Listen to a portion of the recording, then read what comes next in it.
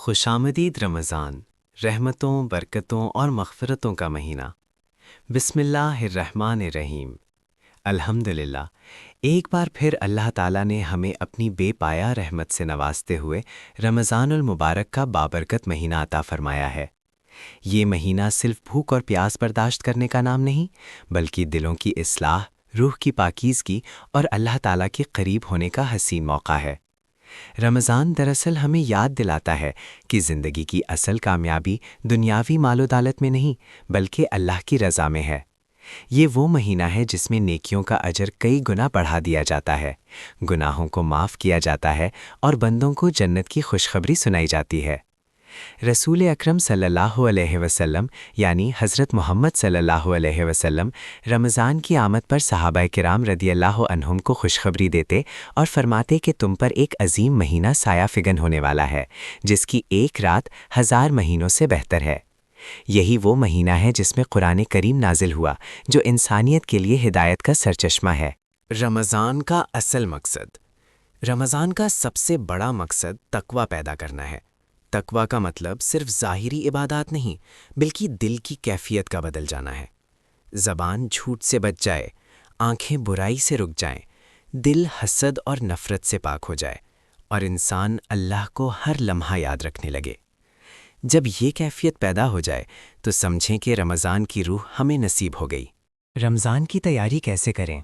رمضان اچانک نہیں آتا، بلکہ اس کے استقبال کی تیاری کی جاتی ہے۔ 1. نیت کی اصلاح۔ سب سے پہلے دل میں یہ ارادہ کریں کہ اس رمضان کو پچھلے رمضان سے بہتر بنانا ہے۔ نیت جتنی خالص ہوگی، عبادت میں اتنی ہی لذت محسوس ہوگی۔ 2. معافی مانگنا اور دل صاف کرنا۔ رمضان سے پہلے لوگوں سے معافی مانگ لینا دل کو ہلکا کر دیتا ہے۔ صاف دل کے ساتھ کیا گیا روزہ زیادہ قبولیت کے قریب ہوتا ہے۔ 3. عبادت کا منصوبہ بنانا۔ روزانہ قرآن کی تلاوت، ذکر اور دعا کا وقت مقرر کرنا بہت مفید ہے۔ چھوٹا مگر مستقل عمل اللہ کو بہت پسند ہے۔ روزے کی حقیقت، روزہ صرف کھانے پینے سے رکنے کا نام نہیں، اصل روزہ وہ ہے جس میں زبان بد کلامی سے بچے، کان برائی سننے سے رکیں، آنکھیں گناہ سے محفوظ رہیں، دل اللہ کی یاد میں مشغول رہے۔ ایسا روزہ انسان کی پوری زندگی بدل دیتا ہے۔ رمضان میں کن باتوں کا خاص خیال رکھیں؟ 1. نماز کی پابندی۔ 5 وقت کی نماز رمضان کی اصل روح ہے۔ نماز کے بغیر روزے کی مٹھاس ادھوری رہ جاتی ہے۔ 2. قرآن سے تعلق۔ روزانہ تھوڑا ہی صحیح مگر قرآن ضرور پڑھیں۔ قرآن دلوں کو سکون دیتا ہے اور زندگی کو روشنی بخشتا ہے۔ 3. دعا کا اہتمام۔ رمضان دعا کی قبولیت کا موسم بہار ہے۔ اپنے لیے، والدین کے لیے، امت کے لیے اور پوری انسانیت کے لیے دعا کریں۔ 4.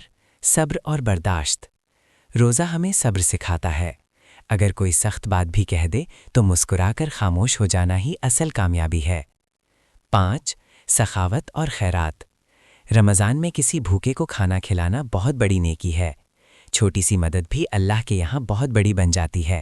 گھر کے ماحول کو خوشگوار بنائیں۔ رمضان صرف انفرادی عبادت کا نہیں بلکہ خاندانی خوشیوں کا بھی مہینہ ہے۔ سحری اور افطاری مل کر کریں، ایک دوسرے کا خیال رکھیں، بچوں کو محبت سے عبادت کی طرف راغب کریں۔ ایسا ماحول بچوں کے دلوں میں دین کی محبت پیدا کرتا ہے۔ سوشل میڈیا کا محتاط استعمال۔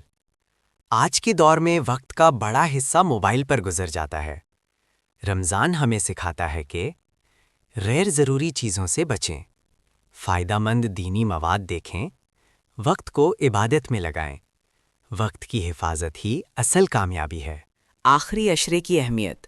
رمضان کے آخری 10 دن بہت قیمتی ہوتے ہیں۔ انہی دنوں میں لیلۃ القدر جیسی عظیم رات آتی ہے، جو 1000 مہینوں سے بہتر ہے۔ اس لیے کوشش کریں کہ زیادہ سے زیادہ عبادت کریں، دل سے توبہ کریں، اللہ سے اپنی زندگی بدلنے کی دعا مانگیں۔ رمضان ہمیں کیا سکھاتا ہے؟ رمضان دراصل ایک تربیتی مدرسہ ہے، جو ہمیں سکھاتا ہے صبر کیسے کرنا ہے، شکر کیسے ادا کرنا ہے، دوسروں کا درد کیسے محسوس کرنا ہے، اور اللہ سے محبت کیسے بڑھانی ہے۔ اگر رمضان کے بعد بھی یہ خوبیاں ہماری زندگی میں باقی رہیں تو یہی اصل کامیابی ہے۔ پیارے سننے والوں، رمضان اللہ کی طرف سے ایک خوبصورت دعوت ہے۔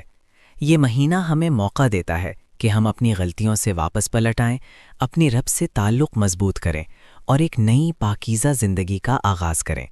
یا اللہ، ہمیں رمضان کی حقیقی قدر کرنے کی توفیق عطا فرما۔ ہمارے روزے، ہماری نمازیں اور ہماری دعائیں قبول فرما۔ ہمیں معاف فرما، ہم پر رحم فرما اور ہمیں اپنی رضا والی زندگی نصیب فرما۔ آمین یا رب العالمین۔